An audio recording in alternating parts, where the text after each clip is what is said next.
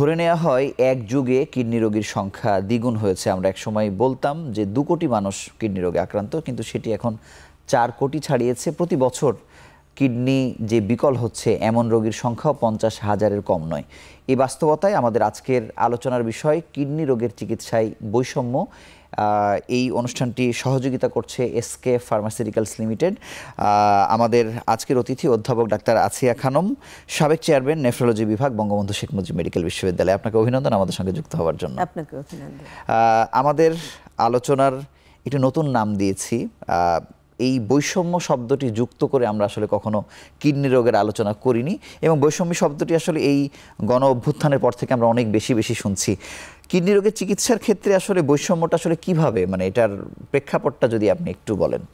বৈষম্যটা ঠিক আমরা ওইভাবে না যে ওইটা শুরু হয়ে যায় রোগ থেকে। একটা রোগ শুরু হলো, রোগের ডায়াগনোসিস থেকে বৈষম্য শুরু হয়ে যায়। হয়তো ধরেন খুব অ্যাডভান্স সেন্টারে যে আছে, শহরে যে আছে, যার জন্য খুব সুযোগ সুবিধা আছে একটা রোগের ডায়াগনোসিস করা, তারপর আর্থসামাজিক অবস্থাটা সেখানে খুব ইম্পর্টেন্ট, সেখানে কিন্তু ডায়াগনোসিসটা খুব সহজে হয়। কিন্তু গ্রামে গঞ্জে যেখানে সুযোগ নাই সে কিন্তু আসতে পারছে না, সেটা একটা বৈষম্য। তারপরে ধরেন শিক্ষা অশিক্ষিত, শিক্ষিত মানুষ যে স্বাস্থ্য সচেতন সে কিন্তু খুব তাড়াতাড়ি তার রোগটা ডায়াগনোসিস হয়ে যায়, কিন্তু যে অশিক্ষিত, যে অতদূর পর্যন্ত আসতে পারছে না, সে তার মধ্যে ওই অ্যাওয়ারনেস নাই বা অথবা আমরা জাগাতে পারি নাই, তার মধ্যে কিন্তু সে রোগটাকে ডায়াগনোসিস হচ্ছে না, সেখানেও একটা বৈষম্য চলে আসে।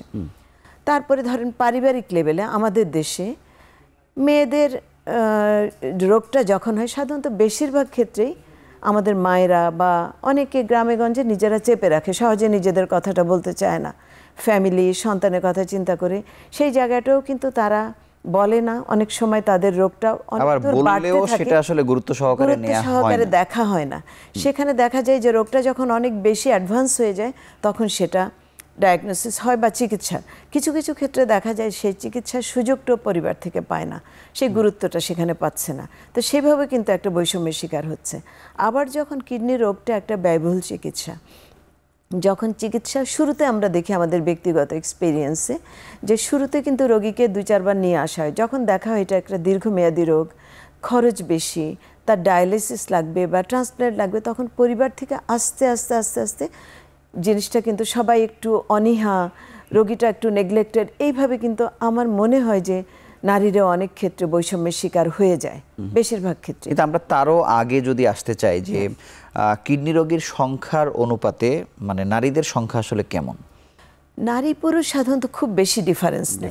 এই যে 4-5 কোটি কিডনি রোগী, কোনো না কোনো ফর্মে কিডনি রোগী ভুগছে আমাদের দেশে। বর্তমান পরিসংখ্যান এক্সাক্টটা জানা যায়নি, কিন্তু 4 থেকে 5 কোটি বলা হয় কোনো না কোনো রকম কিডনি রোগে ভুগছে। তার মানেই না যে কিডনি ড্যামেজ, কিডনির ইনফেকশন থেকে শুরু হয়। কিন্তু কিছু কিছু রোগের বেলায় দেখা যায় যে ঘর থেকে যখন এই রোগটা, পুরুষ নারী তেমন একটা বৈষম্য নাই, কিন্তু স্পেসিফিক 2-1টা রোগ ছাড়া বেশিরভাগই হয়তো কম বেশি, খুব একটা গ্রস ডিফারেন্স নাই। একজন পুরুষের যে কারণে আসলে কিডনি রোগ হচ্ছে বা নারীর যে কারণে হচ্ছে, গঠনগত দিক থেকে বা আর্থসামাজিক দিক থেকে নারীর কিডনি রোগ হবার ক্ষেত্রে আগে থেকেই যে সে বৈষম্যের শিকার হচ্ছে এরকম কোনো সম্পর্ক না, এরকম কোনো সম্পর্কের শিকার কিছু ক্ষেত্রে হচ্ছে। যেমন আমাদের দেশে প্রসূতিকালীন বা গর্ভাবস্থার জটিলতার কারণে কিন্তু অনেক রোগী কিডনি ফেলিওর হয়ে যায়। যেমন গ্রামে গঞ্জে তাদের ওই রকম চেক আপটা হচ্ছে না, দায় দিয়ে ডেলিভারিটা হচ্ছে, বা থানা হেলথ কমপ্লেক্সে বেশি কনজারভেটিভ ফ্যামিলি যারা, তারা নিচ্ছে না, বলছে আমাদের তো হয়েছে, আমরা কেন, ওদেরও বাড়িতে হোক। সেখানে কিন্তু অনেক কমপ্লিকেশন হয়। আমরা দেখি সেই কমপ্লিকেশনটা সেখান থেকে শুরু হয়ে যায়, কিন্তু ঘর থেকে। সেই রোগীটা যখন একটা কমপ্লিকেশনের শিকার হলো, তখন তাকে একটা জেলা হাসপাতালে কি একটা বিভাগীয় হাসপাতালে কি আরও অ্যাডভান্স সেন্টারে আনার জন্য খুব কম পরিবারই কিন্তু অনেক ক্ষেত্রে দেখা যায় যে সায় দেয়, এবং বেশিরভাগ ক্ষেত্রে দেখা যায় হয়তো হাজব্যান্ডের ফ্যামিলির চাইতে ভাই বা বাবা তারা অনেকটা ইনিশিয়েটিভ বেশি করে নেয়। সেই জায়গাটাও দেরি হয়ে গেলে কিন্তু কিডনি ফেলিওর বাড়তে থাকে।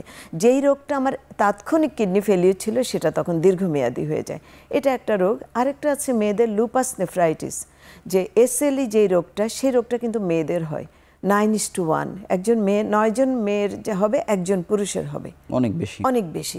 সেটাও কিন্তু তখন শুরুতে যারা চিকিৎসা না করলে সেই একটা জায়গায়ও কিন্তু ওই একই কারণে মেয়েদের প্রতি প্রথমে গুরুত্ব দেওয়া হয় না, ভাবে যে না ঠিক আছে চলছে চলবে, কিন্তু শুরুতে করলে তো কিডনি রোগ প্রতিরোধ অনেক ক্ষেত্রে সম্ভব। কিন্তু এই যে লুপাসের ক্ষেত্রে কি আসলে যদি আমরা চিকিৎসা প্রসঙ্গে আসি, এটা কি শুধু নেফ্রোলজিস্টরাই দেয় নাকি অন্যরাও চিকিৎসা দিচ্ছে? লুপাসের চিকিৎসা সিস্টেমিক লুপাস এরিথেমেটোসিস, এটা দিবে রিউমেটোলজি এবং মেডিসিন। এবং লুপাস যখন কিডনিকে এফেক্ট করে তখন লুপাস নেফ্রাইটিস বলে আমরা কি, সেটা আমরা নেফ্রোলজিস্ট চিকিৎসা দিব। কিন্তু এর আগ পর্যন্ত কিডনি চিকিৎসা ইনভলভমেন্ট না হওয়া পর্যন্ত কিন্তু এটা রিউমেটোলজি সূত্রপাত ওখান থেকে। কিছু কিছু রোগী দেখা যায় যে কিডনি ইনভলভমেন্ট নিয়ে প্রেজেন্ট করে, এবং কিডনি ইনভলভমেন্ট নিয়ে যখন প্রেজেন্ট করে সেটা কিন্তু প্রগনোসিস ওয়ার্স্ট, মানে এটা ডেফিনিট ট্রিটমেন্ট দিতেই হবে। আমরা কয়েক বছর থেকে যে লুপাস ফাউন্ডেশনের কথা শুনছি, আমাদের দেশের প্রখ্যাত চিকিৎসক অধ্যাপক ডাক্তার সৈয়দ আতিকুল হক তিনি আছেন, মানে এই ফাউন্ডেশনের সঙ্গে তো নেফ্রোলজিস্টরাও আসলে ইনভলভ। এটা আসলে আমরা সাইড বাই সাইড চলছে। যেমন লুপাস ক্লিনিকে যেসব রোগীগুলি আসছে, আমাদের স্টুডেন্টরা সেখানে থিসিস করছে, কারণ রোগী তো ভাগ নাই। এই রোগীটা যে কোনো এক সময় তো নেফ্রোলজিস্টের কাছে আসতে হবে। কোনো একটা রোগী মিনিমাম ইনভলভমেন্ট দেখা গেল, মানে ফার্স্ট ইনভলভমেন্ট হবে ইউরিনে একটু প্রোটিন যাবে, যেটা আমরা অন্য রোগীর ক্ষেত্রে আমরা সিগনিফিকেন্ট ধরি না, কিন্তু লুপাসের ক্ষেত্রে ওটা অনেক সিগনিফিকেন্ট। তখন ওরাই আমাদের কাছে বায়োপসির জন্য পাঠাবে, যে তার ক্লাস ডিফারেন্সিয়েশনের জন্য, যে খুব আর্লি স্টেজে যখন একদম মিনিমাল চেঞ্জ, তেমন কোনো সিমটম নাই। তো সেই জন্য এই দুইটা খুব কোরিলেটেড। আমরা ওদের সাথে, ওরা আমাদের সাথে পাশাপাশি কাজ করছে, এবং একই রোগী, কমন রোগী আমরা, আমাদের স্টুডেন্টরাও দেখছে, থিসিস করছে, ওরাও দেখছে। আচ্ছা, আমি একটু ভিন্ন প্রসঙ্গে যাই। এই যে বৈষম্যর শিকার, আমি যদি নারীকেই বলি যে তারা বেশি শিকার হচ্ছে, কিন্তু আপনি আবার ত্যাগের দিকের চিত্র আসলে কেমন? একটা ট্রান্সপ্লান্টের ক্ষেত্রে ত্যাগটা করছে কি নারীরা? একটা জিনিস কি, মানে ত্যাগটা করছে, এটা তো আমাদের দেশে বা ইউনিভার্সাল একটা জিনিস থাকে যে মায়েদের ত্যাগটা বেশি। আমি অনেক বছর নেফ্রোলজিস্টের ট্রান্সপ্ল্যান্ট কোঅর্ডিনেটর হিসেবে কাজ করেছি। আমার এক্সপিরিয়েন্স বলে যে আমাদের যত রোগী, আমাদের দেশে লাইভ রিলেটেড ট্রান্সপ্ল্যান্টেশন, ক্যাডাভারিক দুটা হলো খুবই রিসেন্টলি, তো লাইভ রিলেটেড ট্রান্সপ্ল্যান্টেশনে আমরা যখন বলি যে আপনার সন্তানের বা আপনার ভাইয়ের বা আপনার বোনের যে কিডনি ড্যামেজ হয়েছে, এখন কিডনি ট্রান্সপ্ল্যান্ট করতে হবে, একটা জিনিস আমরা দেখি যে একটা মা ফার্স্ট কথায় বলে দেয় আমার কিডনি নিয়ে নেন, না বুঝেই বলে দুইটা কিডনি নিয়ে নেন। অথবা আমরা দেখি যে ওনার ডায়াবেটিস আছে বা ওনার হাই প্রেশার আছে, উনি সুইটেবল ডোনার না, তারপরেও কিন্তু মারা বলছে যে আমি দিব আমার সন্তানকে কিডনি। সেটা একটা গেল। আরেকটা গেল, বোনেরাও কিন্তু, ভাই বলেন, বাবা বলেন, মেয়েরা কিন্তু মায়ের জন্য বলেন, আনম্যারিড মেয়েরাও কিন্তু মায়ের জন্য এই জায়গাটায় খুব তাড়াতাড়ি আগে আসে। আমরা সেখানে বাধা দিই যে আমরা অন্য ডোনার খুঁজি, কারণ তার ফিউচার আছে, তার ম্যারিড লাইফ আছে, তার কনসেন্টেবল, এমনকি কনসেন্টেবল এজ ছাড়াও কিন্তু মেয়েরাই সবার আগে আসে। সেকেন্ড আসে ভাই বোনকে দিতে চায়। থার্ড আসে বাবা। এরপরে তো আমাদের রিলেটেড, ডিস্ট্যান্ট রিলেটেড বা সেকেন্ড ডিগ্রি যারা আছে, মামা, চাচা, খালা, ফুপু, সেসব আসছে, কাজিন, কিন্তু সেটা তারা অনেক কম। কিন্তু সেক্ষেত্রে দেখা যায় যে নারীরা আসে, ছেলেরাও আসে, কিন্তু অত বেশি না। তারপরে আরেকটা জিনিস দেখা যায় যে যখন হাজব্যান্ড কিডনি খারাপ হলো, স্পাউস টু স্পাউসের ক্ষেত্রে সেই ওয়াইফরাই কিন্তু আসে। এবং কিছু কিছু ক্ষেত্রে বলতে শুনতে খারাপই লাগবে, কিন্তু কিছু কিছু ক্ষেত্রে দেখা যায় যে আমাকে, যেমন রিসেন্টলি দুইজন হাজব্যান্ড, আমি ওদের বলছে আমার ওয়াইফ আমাকে কিডনি দেবে। আমি কি, আপনি কি ওনার কাছে কনসেন্ট নিয়েছেন? উনি কি বলছে, উনি ধরেই নিচ্ছে যে ওনার ওয়াইফের সাথে ম্যাচিং হলে ওনাকে দিবে। কিন্তু সেই ধরে নেওয়াটা তো না, সেই ধরে নেওয়াটা তো নারী তো ধরে নিতে পারছে না। নারী ধরে নিতে পারছে না, কারণ এই ধরে নেওয়াটার অনেক ক্ষেত্র, যেমন হয়তো হাজব্যান্ড একমাত্র ফ্যামিলির ইনকাম করার একমাত্র সোর্স উনি, তারপরে হয়তো মেয়েটা নিজের পায়ে দাঁড়ানো না, সে ডিপেন্ডেন্ট, সেসব ক্ষেত্রে তার ভয়েসের কোনো দরকার নাই বা দাম নাই। কিন্তু একজন পুরুষ যদি একটি কিডনি আসলে দিয়ে দেয়, মানে সে কি আসলে সব কাজ আগের মতো করতে পারে কিনা? এটা ইউনিভার্সাল সবার বেলায়। কিডনি তো একটাই নেওয়া হয়, কিডনি দুইটা নেওয়া হয় না। কিডনি যখন নেওয়া হয়, যে কারো কাছ থেকে একটাই কিডনি, আল্লাহ তাআলা আমাদের দুইটা কিডনি দিয়েছেন একটা ডোনেট করার জন্য, বা দিতে পারবো। নর্মালি কিন্তু দুইটা কিডনি 50% ডরমেন্ট থাকে তার কাজ, রিজার্ভ ফাংশন। কিডনির ফাংশন এত বেশি যে দুইটা কিডনি নর্মালি কাজ করতে হয় না, দুইটা মিলে 50% কাজ রিজার্ভ থাকে। আরো, তার মানে এটা কোনো সমস্যা না, সমস্যা না। যখন একজনকে ডোনেট করে একটা কিডনি, যে দিল তার শরীরে তো একটা কিডনি থাকে, তখন সে কম্পেনসেটরি ওই ডাবল কাজটা সে তখন এটা করে। মানে ফার্দার যদি এই কিডনিটা নষ্ট হয় তখন তিনি একটা ঝামেলায় পড়বেন। কিন্তু সেই কারণে আমরা যখন কিডনি যে দিচ্ছে তাকে কিন্তু কিডনি রোগীর চাইতে বেশি স্ক্রিনিং করা হয়, কারণ আমরা একজন অসুস্থ মানুষকে, একজন সুস্থ মানুষকে অসুস্থ করে আরেকজন মানুষকে বাঁচানোর আইডিয়া কোথাওই নাই, এটা মানে ইথিক্যালও না। সেই জন্য একজন মানুষকে যত রকমভাবে স্ক্রিনিং এবং ইন ফিউচার তার কিডনি খারাপ হওয়ার কোনো রকম সম্ভাবনা থাকলেও কিন্তু তাকে নেওয়া হয় না। কিন্তু এই বৈষম্যের মধ্যেও পৃথিবীতে সবসময় তো সুন্দরের উদাহরণ আছে আসলে, মানে অবধারিতভাবে চিন্তা করার আগে স্বামী তার স্ত্রীকে কিডনি দিয়ে দিচ্ছে, মানে এরকম এক্সাম্পল তো আপনার জীবনে আছে? এরকম এক্সাম্পল হ্যাঁ, আমার জীবনে এরকম এক্সাম্পল মানে একটা হলো সাকসেসফুল, বাকিগুলো স্বামী দিবে বা দিয়েছে বা রেডি হচ্ছে, এরপরে আমরা খুঁজে পাই না। আমার জীবনে একটা এক্সাম্পল, যে আমি অনেক বছর, আমি সবসময় ট্রান্সপ্ল্যান্ট মিটিংয়ে এই গল্পটা করি, যে সবাই বলে ওয়াইফরা দিচ্ছে, আমাকে আজ পর্যন্ত আমি একজন হাজব্যান্ড দেখলাম না যে নিজে থেকে বলছে আমি আমার ওয়াইফকে কিডনি দিব। সে তার সন্তানের মা, সে অসুস্থ হয়েছে, সে ফ্যামিলিকে সার্ভ করেছে, একটা কিডনি দিলে তো মানে 20-25 বছর ধরে আমাদের এক্সপিরিয়েন্স বলছে বেঁচে থাকছে। তো একজন ভদ্রলোক, উনি ধরেন 55-56 এরকম ইয়ার্স, উনি বলছে। তা আমি ওনাকে, তখন আমি রোগীটা কথা বলছিলাম যে ধরেন আজ থেকে 7-8 বছর আগে। তো আমি বললাম যে আপনি কি কোনো রকম বায়াসড হয়ে দিচ্ছেন বা কোনো রকম প্রেশারে বা কোনো রকম কিছু বলছেন না? আমি নিজের ইচ্ছা, আমি মানে এত খুশি হলাম যে শুনে, আমি পার্সোনালি সবসময় মানে প্রত্যেকদিন ফলো আপ করতাম, রাউন্ডে গেলে ওনাকে জিজ্ঞেস করতাম, যে ওনার ওয়াইফকে জিজ্ঞেস করতাম যে উনি কি সত্যি সত্যি দিচ্ছে, মানে ট্রান্সপ্ল্যান্ট হওয়ার আগ পর্যন্ত আমার বিশ্বাস হচ্ছে না, অনেকে তো হারিয়ে গেছে বা বলে প্রমিস করে কিন্তু পরে আর আসে না কেউ। আর ওয়াইফরা হয়তো এমন একটা সিচুয়েশন তৈরি হয়, হয়তো বা তাদের কোনোভাবে মোটিভেট করা হয়, পরে বলছে যে না আমি নিব না, থাক আমার দরকার নাই, আমি এইভাবেই চলি। উনি বুঝে যান আসলে, হ্যাঁ বুঝে যান। তো ওই ভদ্রলোক দিলেন ওনার ওয়াইফকে একটা সাকসেসফুল কিডনি ট্রান্সপ্ল্যান্টেশন। আমরা ওনাকে নিয়ে মানে একটা এক্সাম্পল তৈরি করার জন্য আমরা ওনাকে নিয়ে বসছিলাম যে এরকম কিছু হয় না দিলে। তো সেটা আমার একটা খুব মেমোরিতে এখনো জলজল করে আছে, যে আমরা ওটা নিয়ে কাজ করতে চাই আসলে, তথ্য খুঁজে মানে এই এক্সাম্পল আমরা আসলে দেখাতে চাই। আপনাকে অসংখ্য ধন্যবাদ। আমরা ছোট্ট একটি বিরতি নিয়ে আবার আলোচনায় ফিরছি।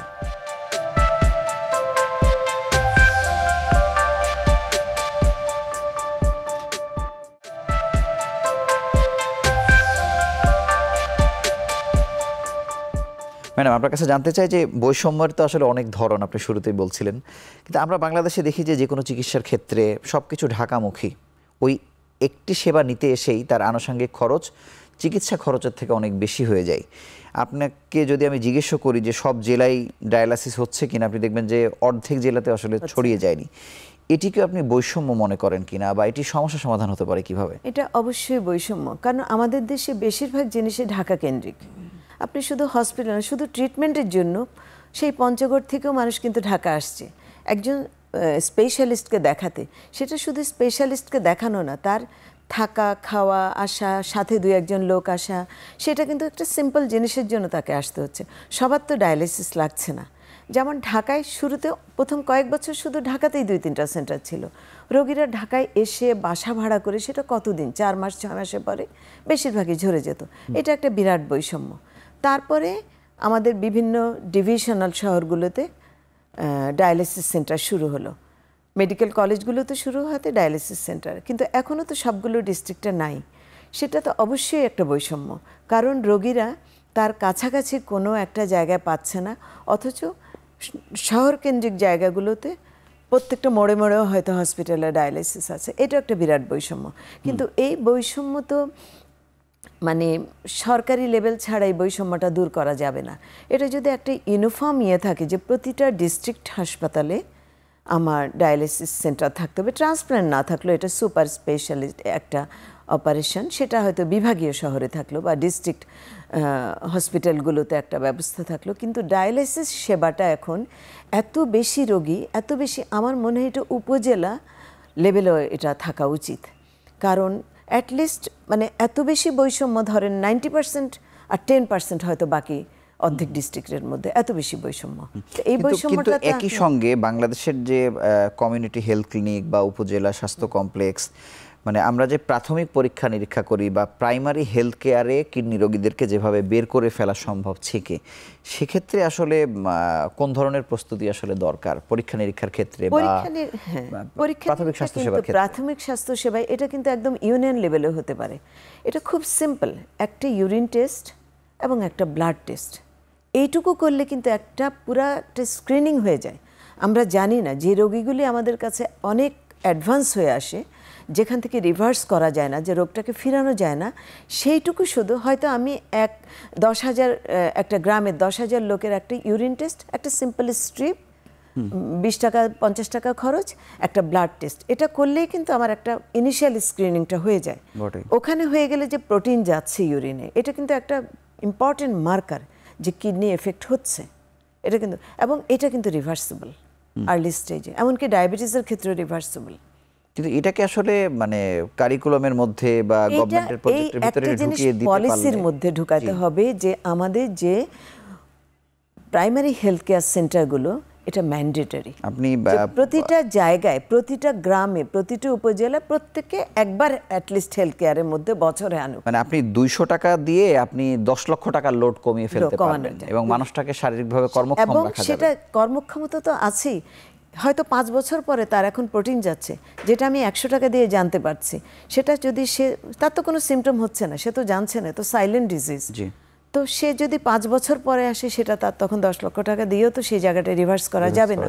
এটা যদি ওইভাবে আনা যায় যে আমার গ্রামে বা যে কোনো একটা প্রাইমারি হেলথ কেয়ার সেন্টারে যে বছরে একবার এই লোকগুলো একটা ইউরিন টেস্ট, একটা ব্লাড টেস্ট, কিছু না, কিন্তু তার একটা হেলথ কেয়ারের সিস্টেমের মধ্যে, বিদেশে যেটা আপনাকে খবর দিয়ে নিয়ে যাবে ফোন করে যে আপনার চেক আপের সময় হয়েছে, কিছু নাই, তারপরেও তো ওই রকম একটা স্ক্রিনিং যদি 1 বছর বা 2 বছর, বা যাদের পেলাম না তাদের নাই, কিন্তু ওখান থেকে যদি আমি 5% 10% পেয়ে যাই, সেটাও কিন্তু আমি একটা স্ক্রিনিংয়ের আওতায় নিয়ে আসলে সেখান থেকে সে রেগুলার ফলো আপ, সেখানে না হলে একটু ডিস্ট্রিক্ট লেভেলে আসলো, না হলে আরও অ্যাডভান্স সেন্টারে আসলো, তার রোগটা এইভাবে কিন্তু, কারণ আমরা অনেক ক্ষেত্রে দেখি যে আমাদের 5-10% একদম advance kidney failure just at presentation আমরা দেখি, সে হয়তো জানে না মাথা ব্যথা বা একটু প্রেশার আছে বলে ফার্মেসি থেকে নিয়ে ওষুধ নিয়ে খাচ্ছে, কিন্তু আসলো যখন, তখন তার চিকিৎসা করতে গিয়ে তার ফ্যামিলি পথে বসে গেল। আমি আরেকটি প্রসঙ্গে আসতে চাই যে আসলে খরচের প্রসঙ্গ, মানুষ তো আসলেই কিডনি রোগের সাথে আসলে পেরে ওঠে না। আমি আমার ব্যক্তিগত জীবনের অভিজ্ঞতায় দেখেছি যে কিডনি রোগীর কাছে আমাদের মাইক্রোফোনটা নিয়ে গেলে মানে তিনি কেঁদে দেন, যেটা অন্য রোগের ক্ষেত্রে কম ঘটে। তো সেক্ষেত্রে এই খরচের অনেক পার্থক্য আমরা দেখি, যে কোথাও অনেক বেশি, কোথাও অনেক কম। আমি যদি সরকারের হিসাবটা বাদ দিই, বেসরকারি হাসপাতালগুলোকে ওই সেবার খরচের ক্ষেত্রটাকে একটা জায়গাতে আসলে যৌক্তিক করা উচিত কিনা, আপনি কি মনে করেন? সেটিও তো একটা বৈষম্য আসলে, অনেক বৈষম্য। কারণ কিছু মানুষ ডায়ালিসিস সেবাটা নিতে পারছে না শুধু খরচের জন্য। দেখা যায় 70 to 80% ক্ষেত্রে 6 মাস পরে ড্রপ আউট হয়ে যায়, কারণ সে খরচ বহন করতে পারছে না। সরকারি খুবই লিমিটেড, সরকারি কতটুকু জায়গা, খুব অল্প মেশিন, তারপরে বিভিন্ন জায়গায় সে আনুষঙ্গিক খরচগুলো পোষাতে পারছে না রোগীরা। আর যে প্রাইভেট লেভেলে, বেসরকারি লেভেলে, সেই জায়গাগুলোতে হসপিটাল ভেদে আপনার কিন্তু খরচ অনেক বেড়ে যায়। একটা মিডিওকার ক্লিনিক যেরকম নিচ্ছে, কিন্তু একটা অ্যাডভান্স সেন্টারে তার থেকে হয়তো ডাবল হয়ে যাচ্ছে। এই জায়গাটায় করানো যায় যদি একটা ইউনিফর্ম, খরচটা মেইনলি আসে কেন, আমাদের গভর্নমেন্টে কোনো সাবসিডি নাই, ডায়ালিসিস ফ্লুইডটা পর্যন্ত বাইরে থেকে আনতে হয়, এই মেইন খরচটা কিন্তু আমাদের এই জায়গাটায়। মেশিনের খরচটা বা ডায়ালাইজার যে আনুষঙ্গিক ডায়ালাইজার চ্যানেলগুলো, সেগুলো কিন্তু রিইউজ করা যায়, অনেকবার ইউজ করা যায়, কিন্তু ফ্লুইডটা প্রত্যেকবার লাগছে। এই ফ্লুইডটা যদি আমাদের দেশে তৈরি করা যায়, ভালো ভালো ওষুধ তৈরি হচ্ছে, যে ওষুধ বিদেশে পর্যন্ত পাঠানো হচ্ছে, কিন্তু আমাদের দেশে এই ফ্লুইডটা যদি আমাদের খরচ, আপনি একটা নর্মাল স্যালাইন আমাদের দেশে দেখেন তৈরি করছে, কত খরচ, যে কেউ যে কোনো গ্রামে হাটে মাঠে সব জায়গায় অ্যাভেলেবল, কিন্তু ওই রকমই তো এটা একটা স্যালাইন, একটা স্পেশাল ইয়েতে ভাবে তৈরি করবে, কিন্তু এটা যদি তৈরি হয় আমার মনে হয় খরচ 1/3 হয়ে যাবে। আরও একটি বিষয় আপনার কাছে জানতে চাই যে আপনি ট্রান্সপ্লান্টের যেহেতু কোঅর্ডিনেটর ছিলেন দীর্ঘদিন, কিডনি প্রতিস্থাপন আসলে যতজনের হয়েছে, এখানে নারীদের কতটা হয়েছে আসলে, মানে সেটির কোনো পরিসংখ্যান বা আনুমানিক কিছু? হ্যাঁ, পরিসংখ্যান আছে। যেমন আমি 89 থেকে তখনকার আইপিজিএমআর ছিল পিজি হসপিটাল, তখন ট্রান্সপ্ল্যান্ট থেকে, কারণ পিজি হাসপাতালে রেগুলার 88 থেকে কিন্তু 82-তে ট্রান্সপ্ল্যান্ট শুরু হয়েছিল, নিয়মিতকরণ হয়েছে 2-3টা হওয়ার 6টা হওয়ার পরে যখন তেমন একটা ভালো রেজাল্ট পাওয়া গেল না, নিয়মিতভাবে 88 থেকে হচ্ছে। আমি 89 থেকে ট্রান্সপ্ল্যান্ট ডিউটি করছি মেডিকেল অফিসার হিসাবে। তো তখন সুযোগ সুবিধা তো এত ছিল না, এত ওষুধ ছিল না, ইনভেস্টিগেশন ছিল না। আমাদের একটা রোগীর একটা অ্যাঞ্জিওগ্রাম করার জন্য আমাদের এনআইসিভিডিতে নিয়ে যেতে হতো রোগীটাকে। আচ্ছা, তো এই সুযোগগুলি তখন মানে কিছুই ছিল না বলা যায়। তার মধ্যেও কিন্তু তখন হয়তো বছরে 10টা 12টা ট্রান্সপ্ল্যান্ট হতো। তো এই ট্রান্সপ্ল্যান্টগুলিতে তখন আমার দৃষ্টিতে মানে বেশিরভাগ ট্রান্সপ্ল্যান্টগুলো তখন হতো হয়তো সন্তানরা অসুস্থ, বাবা বা মারা দিচ্ছে। সেক্ষেত্রেও দেখা যায় যে 80% ক্ষেত্রে মারা না, কিন্তু মেয়েদের ট্রান্সপ্ল্যান্টের বেলায় হ্যাঁ, একটা মেয়ে যখন ডিজিজড হচ্ছে সেক্ষেত্রে অনেক কম। আমি তখন এখনো কম কিনা, হ্যাঁ, সেই প্রপোর্শনেটলি এখনো কম, কিন্তু হয়তো নাম্বার বেড়েছে কিন্তু প্রপোর্শনটা এখনো কমই আছে। প্রপোর্শনটা এখনো হাজবেন্ড, ছেলে, মেয়েদের হচ্ছে। তো ইদানিং কিন্তু কয়েকটা পেশেন্টের যেমন ছেলে বা মেয়ে দিচ্ছে মাকে, মানে আজকালকার সময়ে ছেলে মেয়েরা অনেকটা হয়তো স্বাবলম্বী, অনেকটা অন্য কাউকে কেয়ার করছে, অনেক কিছু জানছে, দেখছে যে একটা দিলে, এবং হ্যাঁ অনেক ফরওয়ার্ড। এবং এমন দেখা যাচ্ছে যে 18-19 বছরের মেয়েও কিন্তু তার মাকে দিচ্ছে কিডনি, বা ছেলে দিচ্ছে। আমরা বরং হ্যাঁ, আমরা যেমন অনেক ক্ষেত্রে বুঝাতে চাই যে তোমরা অন্য ডোনার থাকলে আসো, বলছে না, হয়তো ফ্যামিলিতে অন্য কেউ মেম্বার নেই, এমনকি তাকে দেখারও কেউ নাই, সেরকম ক্ষেত্রেও কিন্তু অনেক চেঞ্জ হয়েছে, অনেক চেঞ্জ হয়েছে। আপনাকে অসংখ্য ধন্যবাদ। আমরা আরো একটি ছোট্ট বিরতি নিয়ে আবার আলোচনায় ফিরছি।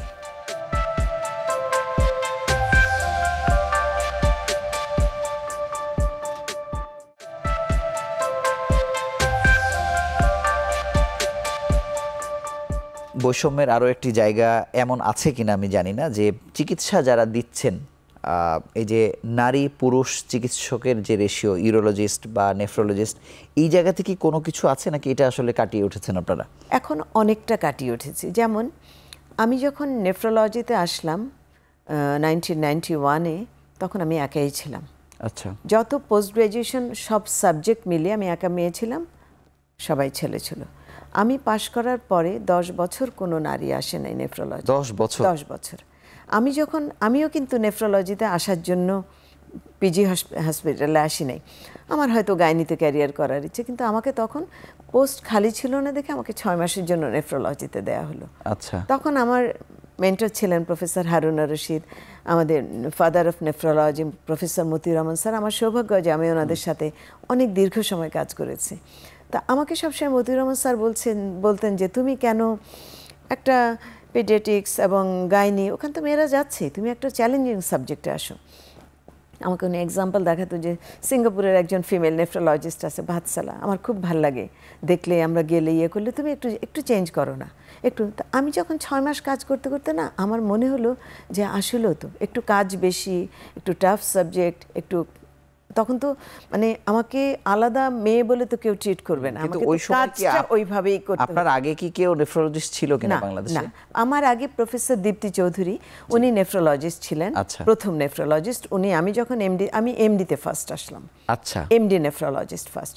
প্রফেসর দীপ্তি চৌধুরী উনি তখন অ্যাসিস্ট্যান্ট প্রফেসর ছিলেন। তো আমরা যখন, উনি এমডি করেন নাই? না, উনি এফসিপিএস করা, মেডিসিনে ট্রেনিং করা আর কি। তো উনি তখন স্যার বললে যে তোমরা কেন এমডিতে আসছো না?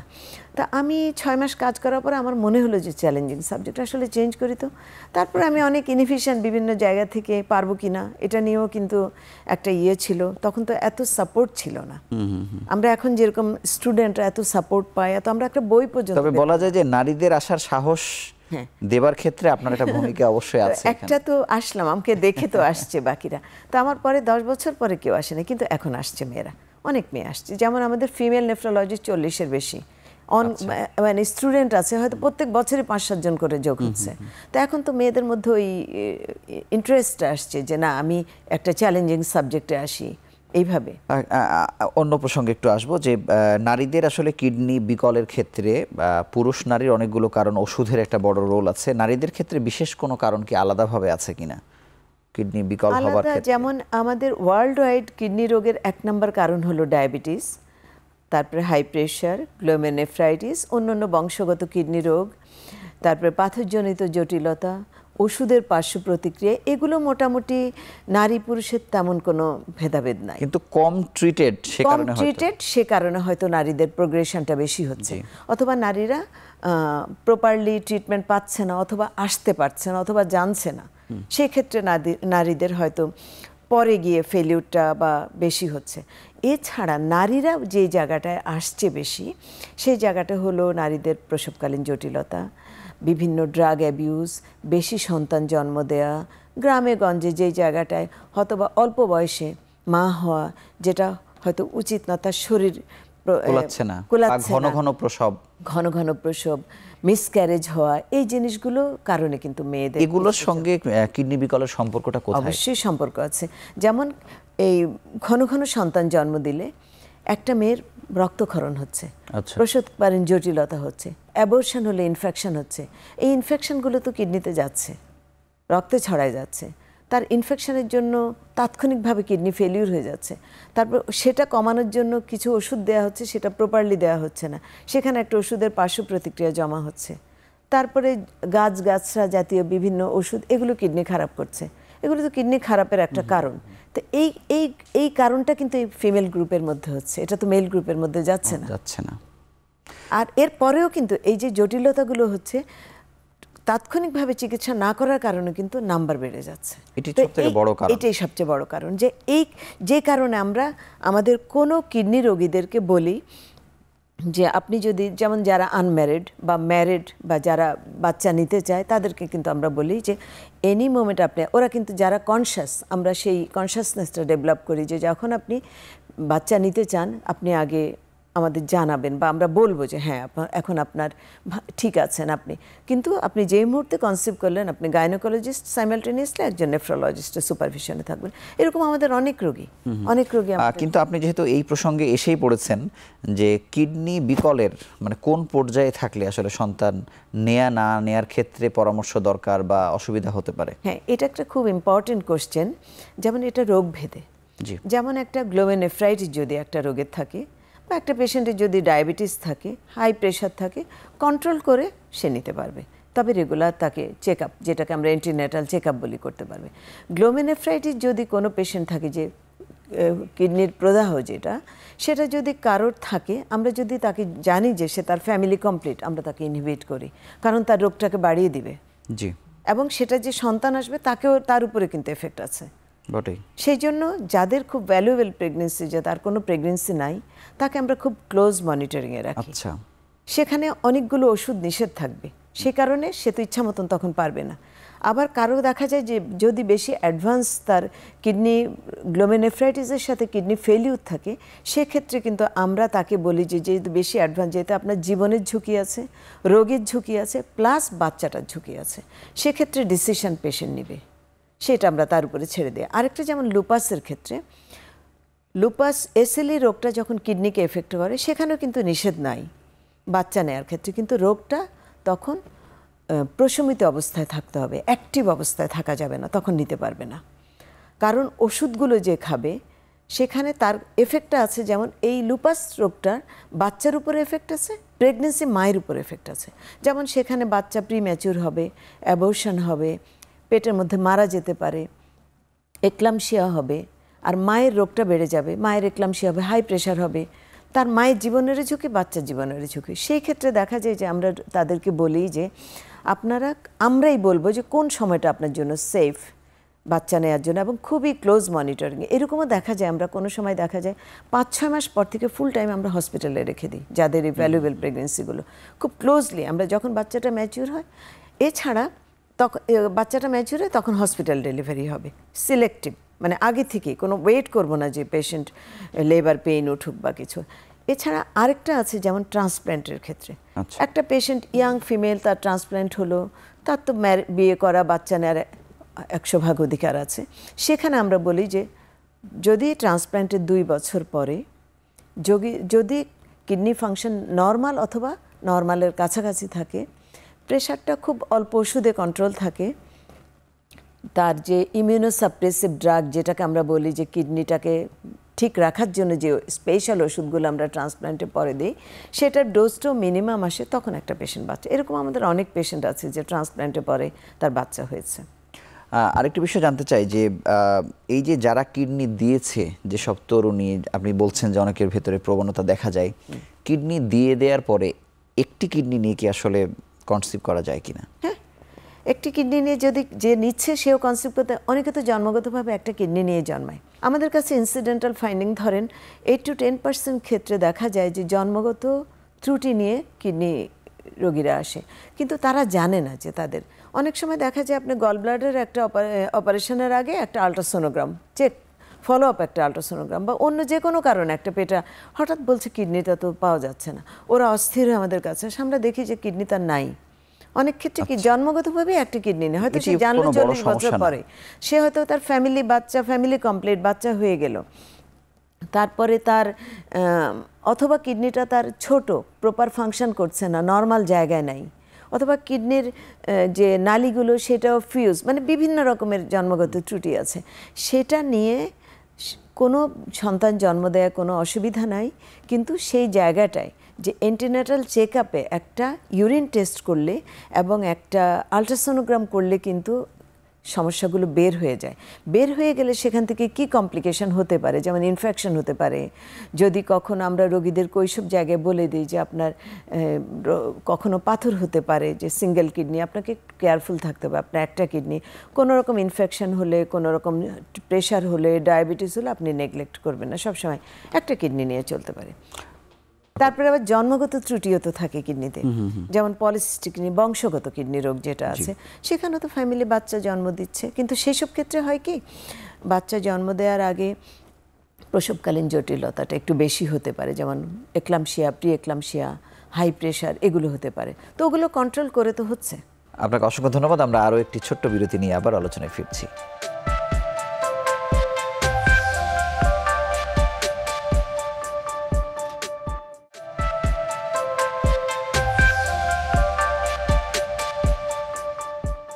ম্যাডাম, আপনার কাছে জানতে চাই যে এই পিল খাওয়ার যে প্রবণতা গ্রামাঞ্চলে অনেক বেশি, নানা রকম পদ্ধতি এসেছে, কিন্তু এটির বাইরে যেতে পারছেন না এমন সংখ্যা অনেক বেশি। এটির সঙ্গে কিডনি ক্ষতিগ্রস্ত হওয়ার কোনো সম্পর্ক আছে কিনা? নর্মালি যার কোনো কিডনি রোগ নাই, প্রেশার নাই, ডায়াবেটিস নাই, তাদের সাধারণত ক্ষতিগ্রস্ত হওয়ার সম্ভাবনা নাই। কিন্তু কিছু কিছু ক্ষেত্রে, যেমন যার গ্লোমেনেফ্রাইটিস আছে, তার হাই প্রেশার আছে, তার ডায়াবেটিস আছে, পিলগুলোর মধ্যে কিছুটা কিন্তু এই প্রেশার বাড়ায় দেওয়া বা ওয়েট গেইন করা, ডায়াবেটিস বাড়ায় দেওয়া, এগুলোর প্রবণতা থাকে পিলের ইনগ্রেডিয়েন্টের জন্য। তো আমরা দেখি যেসব ক্ষেত্রে দেখা যায় যে নেফ্রাইটিস, কিডনি ফেলিওর রোগে ওদের নিষেধ পিল খাওয়া, কারণ পিল খাওয়া মানে কি, তার প্রেশার বাড়বে, তার সাইড এফেক্টগুলো হবে হরমোনাল, যে কারণে কিডনি রোগটাকে অনেকটা প্রোগ্রেশন তৈরি করে দেয়। সেসব ক্ষেত্রে আমরা অন্য বিকল্প মেথডগুলো তাদেরকে বলি, সেটা রোগী ভেদে, রোগী বুঝে বলি। আর যাদের ফ্যামিলি কমপ্লিট, পেশেন্টের বয়স হয়তো 40-এর বেশি, মেনোপোজের কাছাকাছি, তাদেরকে আমরা বলি যে হয়তো লাইগেশনই করে নিল, যে কারণ এর থেকে ফ্রি থাকার জন্য। এখন এই যে ওষুধের বিষয়টি আসলে ঘুরে ফিরে আসে, ওষুধের ক্ষেত্রে দুরকম ঘটনা ঘটে। বাংলাদেশে 4 লাখের বেশি ফার্মেসি, এবং এদেরকে আসলে ফার্মেসি বললে আসলে ভুলই হয়, ওষুধের দোকান। হ্যাঁ, তারা কিছুই জানছেন না, মানুষকে ওষুধ দিয়ে দিচ্ছেন। আবার আরেকটি ক্ষেত্রে যেটা দেখা যায় যে পলিফার্মেসির ঘটনা ঘটে, অনেকগুলো রোগে আক্রান্ত, একাধিক ওষুধ। যদি আমরা বলি যে চিকিৎসকদের ক্ষেত্রে যে অনেক ওষুধ যখন দিয়ে দেয়া হয়, বা এই রোগীদের ক্ষেত্রে, মানে এখানেও কোনো ভুলভ্রান্তির ঘটনা ঘটে কিনা? কিছুটা কারেকশন তো চিকিৎসকের অবশ্যই আছে, যেমন গ্রামে গঞ্জে বলেন, শহরে পর্যন্ত বলেন, মানুষ কিন্তু যারা সচেতন না, তারা কিন্তু সহজে ডাক্তারের কাছে আসতে চায় না, যে আসলে একটু পরীক্ষা দিবে, কতগুলোর ওষুধ দিয়ে দিবে, কিন্তু সেই ওষুধটা সব ক্ষেত্রে তো অনেক বেশি না। কিন্তু ওভার দ্য কাউন্টার, আপনি হয়তো জানেন না, আপনার একটু প্রেশার আছে, ডায়াবেটিস আছে, আপনার আপনি একটা পেইন কিলার, আপনি ওই রোগটা, ওই পার্টিকুলার ওষুধটার জন্য আপনি সেন্সিটিভ কিনা আপনি জানেন না। হয়তো দেখা যায় একটা সিম্পল প্যারাসিটামল, এত কমন একটা ওষুধ, কিন্তু যে সেন্সিটিভ তার জন্য একটা বা দুইটা ড্রাগ কিন্তু তাকে তাৎক্ষণিক কিডনি ফেলিওর করে দিচ্ছে। আমরা কিডনি কিলারও বলতে পারি সেই অর্থে। Pain killer. এবং এখন পেইন তো মানুষের থাকবে, পেইন কিলার দিতেও হবে, কিন্তু রিলেটিভলি সেফ কোনটা সেটা একমাত্র কিডনি ডোজের বিষয়, ডোজ আছে, ডিউরেশন আছে, কোন লেভেলে কোনটা খাবে। কিছু কিছু ড্রাগস আছে যেমন পেইন কিলার, ওরা এসে, আমরা তো জানি ওরা বলবে যে পেইন কমে না, আমরা তো জানি যে পেইন, এই ওষুধটা দিলে পেইন কমে যাবে, কিন্তু তখন তার রিপোর্টটা দেখে আমরা জানি যে একটা দুইটা ট্যাবলেট তাকে কিডনি ফেলিওর নিয়ে চলে আসছে। এটা কিন্তু over the counter pain killer একটা গেলো, অ্যান্টিবায়োটিকও সেম।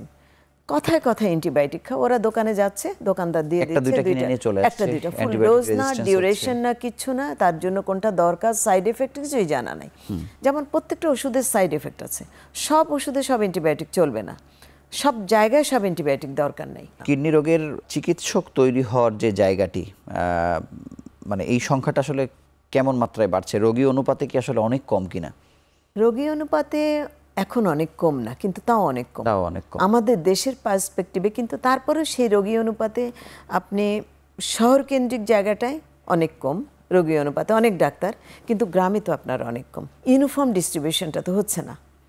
যেমন আগে রোগী আমরা ডায়াগনোসিস হতো না, অথবা রোগী কম ছিল, প্রতি বছর 30 থেকে 40 হাজার নতুন কিডনি ফেলিওর রোগী যোগ হতো, 2 কোটির একটা হিসাব ছিল। সেটা এখন ডাবল ট্রিপল হয়ে গেছে, কিন্তু চিকিৎসক তো সেইভাবে হচ্ছে না। কিন্তু তারপরেও আমরা আশাবাদী যে আমাদের এখন অনেক চিকিৎসক, প্রতি বছর অন্তত আমাদের 15-20 জন নেফ্রোলজিস্ট মেল ফিমেল মিলে পুরো বাংলাদেশে তৈরি হচ্ছে। কিডনি ভালো রাখার জন্য আসলে আমরা নিয়মিতই আসলে শুনি, তারপরে আপনার কাছে জানতে চাই যে আসলে কোন জীবনযাপন বা কিভাবে চলা, খাওয়া দাওয়া কি করা উচিত? এটা সব রোগের ক্ষেত্রেই কিছুটা ইউনিফর্ম, কাছাকাছি। যেমন লাইফস্টাইল মডিফিকেশন, এটা হলো নাম্বার 1। এখন লাইফস্টাইল মডিফিকেশনের মধ্যে আপনাকে ঠিক করতে হবে আপনার বয়স, আপনার কাজকর্ম, আপনি নিজেকে নিজে তৈরি করে নেবেন। যেমন ডায়াবেটিস থাকুক বা না থাকুক, প্রেশার থাকুক বা না থাকুক, প্রত্যেকটা মানুষকে প্রিভেন্ট করার জন্য, আমি হয়ে গেলে তখন করব তা না, তার আগ থেকে আপনাকে নিয়মিত ব্যায়াম করা মানে হাঁটা, ফিজিক্যাল অ্যাক্টিভিটি করা। সেটা আপনি 40 minutes everyday for 5 days or 7 days করলেন। খাদ্যাভ্যাস একটা, কারণ স্থূলতা এখন আমাদের অ্যাক্টিভিটি, আজকালকার দিনে বাচ্চাদের বা ইয়েদের মুভমেন্ট নাই, খেলাধুলা নাই। আমরা ছোটোবেলায় যেরকম এখন নাই, বসে থাকো, ওভারওয়েট, বাইরের খাবার খুব বেশি, সেই খাবারগুলোতে ওজন কিন্তু একটা কিডনি রোগের কারণ, নেফ্রাইটিসের একটা মূল কারণ। তারপরে খাদ্যাভ্যাসে যে বাইরের খাবারগুলো খাচ্ছে, ফাস্ট ফুড খাচ্ছে, মানে আগে তো ঘরের খাবারগুলোই আমরা মেইনলি পছন্দ করি। পানিও খাচ্ছি আমরা, পানিও প্রচুর পরিমাণে পানি খাচ্ছি। তারপরে ড্রিঙ্কস, এটা কাজের ক্ষেত্রে, যেমন ফিল্ড ওয়ার্ক যে করে তাকে ওই পরিমাণ, গার্মেন্টসে যারা কাজ করে তাদের কনস্ট্যান্ট একটা ডিহাইড্রেশন বা ওই ধরনের। তো এই জিনিসগুলো আপনি প্রপার হাইড্রেশন, পানি খাওয়া, অ্যাটলিস্ট 2 লিটার পানি ডেইলি খেতে হবে। আপনি শাকসবজি ফলমূল খেলেন, আপনার কোনো রকম রোগ থাকলে সেটাকে আপনি মানে ট্রিট করলেন, যে প্রথমে আমি প্রতিরোধ করে ফেললাম। তারপরে আপনার যদি, যেমন যেই সব ক্ষেত্রে মেয়েদের কথা বলছি, যে প্রেগনেন্সির সাথে আপনি একটু রেগুলার চেক আপে থাকলেন, তাহলে পরবর্তীগুলো অ্যাভয়েড করা যায়, তাই না? ইনফেকশন মেয়েদের খুব বেশি হয়। যেমন বলা যায় যে একজন মেয়ে তার চাইল্ড বিয়ারিং এজ, মানে সন্তান জন্ম দেওয়ার বয়স পর্যন্ত, ধরেন 40 বছর পর্যন্ত, কোনো না কোনো একবার, মানে ধরেন 50%-এরও বেশি, কোনো না কোনো সময় সে একটা কিডনি ইনফেকশনে ভুগছে। সেটা কিন্তু শুরু হয় ছোটোবেলা থেকে। এই যে বাচ্চাদেরকে আমরা যদি টয়লেট হ্যাবিটটা করতে পারি, কারণ স্কুলে গেলে ভালো লাগে না, যাব না, ড্রিঙ্কস খাচ্ছে, পানি কম খাচ্ছে, সবজি খাচ্ছে না, প্রত্যেকটা রোগী কিন্তু আমাদের কাছে বলছে, অল্প অল্প বয়সের মেয়েরা ইনফেকশন নিয়ে আসছে। এত অল্প বয়সে তাদের খাবার হ্যাবিটের জন্য, বলে স্কুলে বাথরুমটা ভালো না, কলেজে চাপায় রাখি, বা এসে পরে যাচ্ছে, এগুলো কিন্তু ইনফেকশন রিপিটেড হতে হতে একটা সময় কিডনি এফেক্ট করতে পারে, স্টোন হতে পারে। তো এগুলো তো আমাদের জীবনযাপন, সবগুলো জিনিস। তারপরে আপনি যে কোনো ইয়েতে ইচ্ছা মতন ওষুধ খাবেন না, ব্যথানাশক ওষুধ খাবেন না, অ্যান্টিবায়োটিক খাবেন না। তারপরে এছাড়া ড্রাগ অ্যাবিউজ, এটা খুব এখন কিন্তু খুব খুব কমন বিভিন্ন আমাদের এগুলো থেকে ধরনের আসলে বের হলে আমরা সুস্থ থাকতে পারবো আর কি। সুস্থ এর থেকে কারণ আমরা হয়তো বাইরে দিয়ে বুঝছি না, কিন্তু আমাদের কাছে যখন আসে আমরা হিস্ট্রি নিয়ে দেখতে চাই, দেখি যে তাদের কত রকম ড্রাগের যে অ্যাবিউজ হিস্ট্রি আছে। আপনাকে অসংখ্য ধন্যবাদ দীর্ঘ আলোচনায় আমাদের সঙ্গে যুক্ত হওয়ার জন্য এবং আমাদের স্টুডিওতে আসবার জন্য আবার আন্তরিকভাবে অভিনন্দন জানাচ্ছি। আপনাকে ধন্যবাদ। কিডনি একবার বিকল হয়ে গেলে জীবন জুড়ে যন্ত্রণা থাকে, শারীরিক, মানসিক, সামাজিকভাবে নানা ধরনের সমস্যা থাকে। তবে রোগীরা নানা ধরনের বৈষম্যের শিকারও হন। আমাদের মানসিকতায় পরিবর্তন আনা উচিত এবং কোনো না কোনো সমস্যা লক্ষণ প্রকাশ পেলে বা বয়স 40 পেরিয়ে গেলে কোনো লক্ষণ প্রকাশ না পেলেও একবার পরীক্ষা নিয়ে জেনে নেওয়া উচিত যে কিডনি বিকল হয়েছে কিনা বা কোনোভাবে ক্ষতিগ্রস্ত হয়েছে কিনা। আপনি সুস্থ থাকলে আসলে আপনি, আপনার পরিবার, সমাজ, দেশ সবাই ভালো থাকবে। আপনারা সবাই ভালো থাকুন, সুস্থ থাকুন।